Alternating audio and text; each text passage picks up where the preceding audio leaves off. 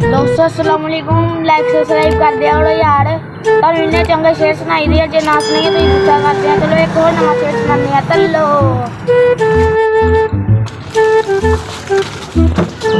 अस्सलाम वालेकुम। वालेकुम अस्सलाम। और सुनाओ किदा ठीक ठाक हो?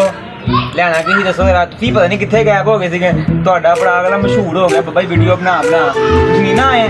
कोई गल नहीं, लियाना की जल्दी अच्छी जरा। हाँ जी पाइन मैं ठीक ठाक। पाइन तुहानू पता नहीं सी मैं नानू घर गया आया वा।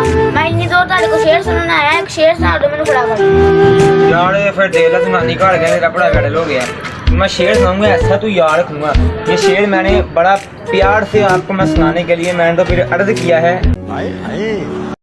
अगर दुकानदारी आपकी नहीं चल रही, कि अगर दुकानदारी नहीं चल रही तो चीजें खुद खा लिया करो।